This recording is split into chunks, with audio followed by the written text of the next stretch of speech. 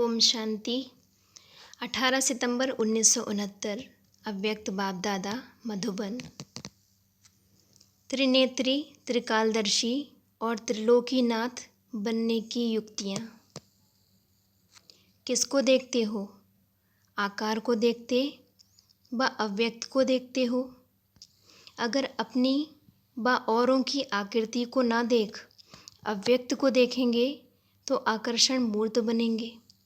अगर आकृति को देखते तो आकर्षण मूर्त नहीं बनते हो। आकर्षण मूर्त बनना है तो आकृति को मत देखो।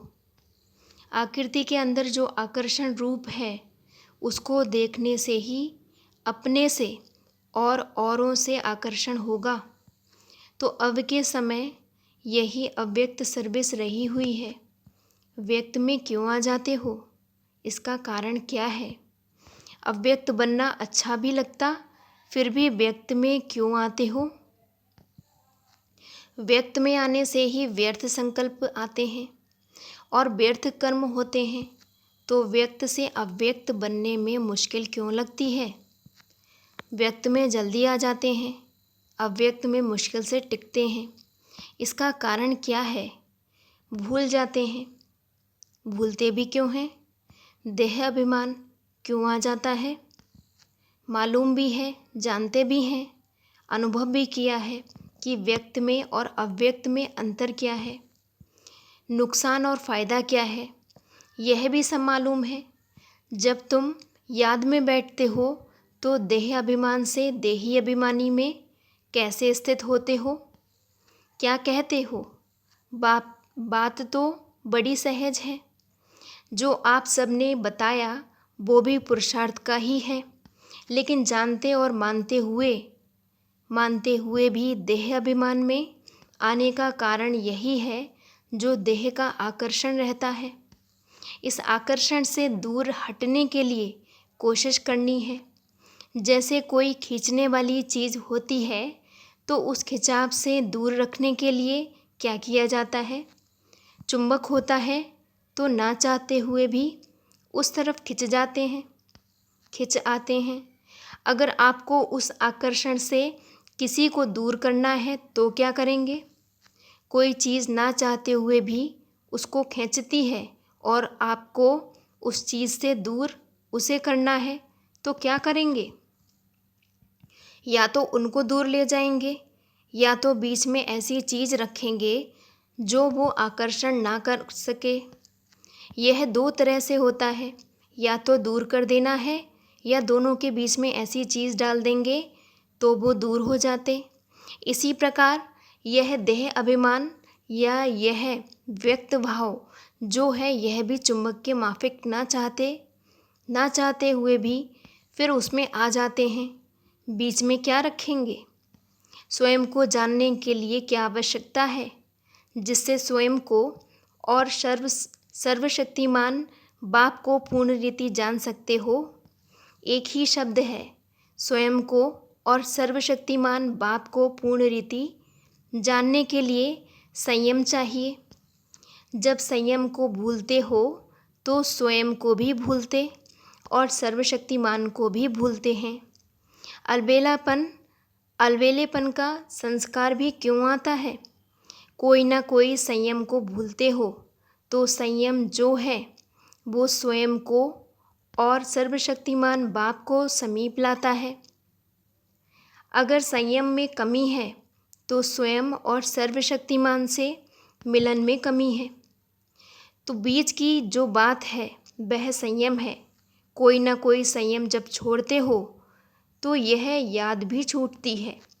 अगर संयम ठीक है तो स्वयं की स्थिति ठीक है और स्वयं की स्थिति ठीक है तो सब बातें ठीक हैं।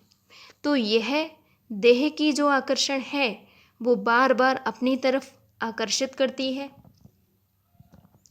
अगर बीच में यह संयम नियम रख दो तो यह देह की आकर्षण आकर्षित नहीं करेगी। इसके लिए 3 बातें ध्यान में रखो। एक स्वयं की याद, एक संयम और समय। यह 3 बातें याद रखेंगे तो क्या बन जाएंगे? त्रिनेत्री, त्रिकालदर्शी और त्रिलोकीनाथ। संगम युग का जो आप सबका टाइटल है वो सब प्राप्त हो जाएगा। स्वयं को जानने से सर्वशक्तिमान बीच में ही आ जाता है। तो इन तीनों बातों तरफ ध्यान दो। कोई भी चित्र को देखते हो, चित्र अर्थात शरीर, तो चित्र को नहीं देखो, लेकिन चित्र के अंदर जो चेतन है उसको देखो, और उस चित्र के जो चरित्र हैं उन चरित्रों को देखो। चेतन और चरित्र को देखेंगे तो चरित्र तरफ ध्यान जाने से तो चित्र अर्थात देह के भान से दूर हो जाएंगे। एक एक में कोई ना कोई चरित्र ज़रूर है, क्योंकि ब्राह्मण कुलभूषण ही चरित्रवान है। सिर्फ एक बाप का ही चरित्र नहीं है, लेकिन बाप के साथ जो भी मददगार हैं उनकी भी हर एक चलन चरित्र है। तो चरित्र को देखो और चेतन बात विचित्र को। तो यह कहें विचित्र और चरित्र, अगर ये दो बातें देखो तो देह की आकर्षण जो ना चाहते हुए भी खींच लेती है वो दूर हो जाएगी। वर्तमान समय यही मुख्य पुरुषार्थ होना चाहिए, जबकि आप लोग कहते ही हो हम बदल चुके हैं, तो फिर यह सब बातें ही बदल जानी चाहिए। फिर पुराने संस्कार और यह पुरानी बातें क्यों?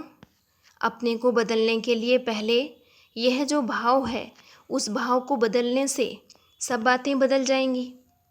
आसक्ति में आ जाते हैं ना, तो आसक्ति के बजाय अगर अपने को शक्ति समझो तो आसक्ति समाप्त हो जाएगी।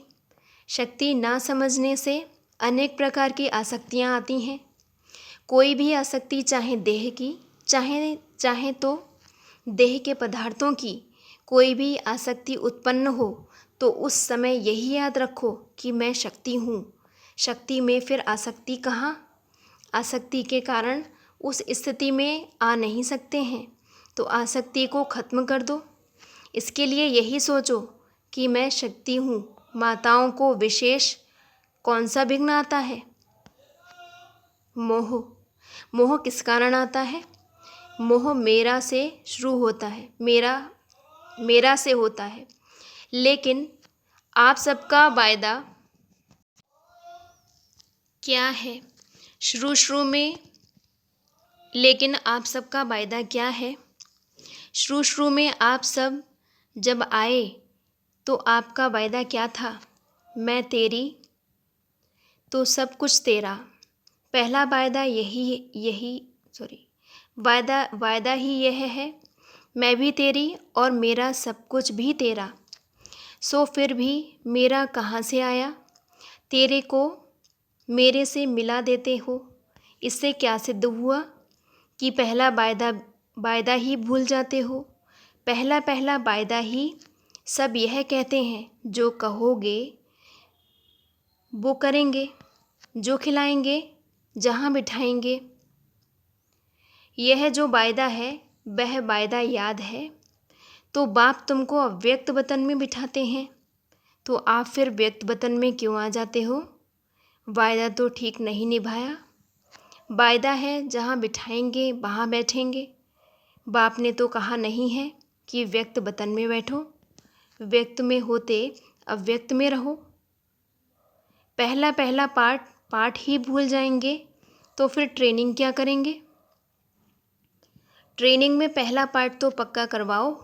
यह याद रखो कि जो वायदा किया है उसको निभाकर दिखाएंगे। जो माताएं ट्रेनिंग में आई हुई हैं, आप सब सरेंडर हो।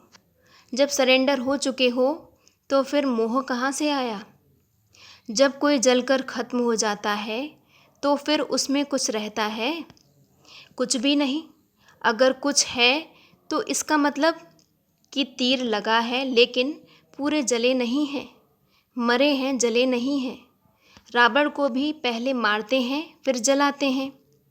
तो मरजीवा बने हो, परंतु जलकर एकदम खाक बन जाएं, वो नहीं बने हैं। सरेंडर का अर्थ तो बड़ा है, मेरा कुछ रहा ही नहीं। सरेंडर हुआ तो तन मन धन सब कुछ अर्पण। जब मन अर्पण कर दिया तो उस मन में अपने अनुसार संकल्प उठा ही कैसे सकते हैं? तन से विकर्म कर ही कैसे सकते हैं और धन को भी विकल्प अथवा व्यर्थ कार्यों में लगा ही कैसे सकते हो। इससे सिद्ध है कि देकर फिर वापस ले लेते हो। जबकि तन मन धन दे दिया है तो मन में क्या चलाना है वो भी श्रीमत मिलती है। तन से क्या करना है वो भी मत मिलती है। धन से क्या करना है सो भी मालूम है। जिनको दिया उनकी मत पर ही तो चलना होगा। जिसने मन दे दिया उसकी अवस्था क्या होगी, मनमना भव। उसका मन वहाँ ही लगा रहेगा। इस मंत्र को कभी भूलेंगे नहीं।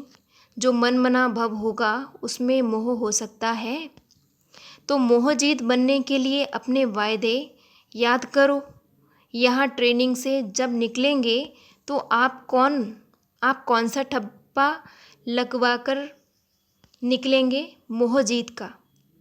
अगर मोहजीत का ठप्पा लग जाएगा तो सीधी पोस्ट ठिकाने पर पहुंचेगी और सीधा ठप्पा नहीं होगा तो पोस्ट ठिकाने पर नहीं पहुंचेगी।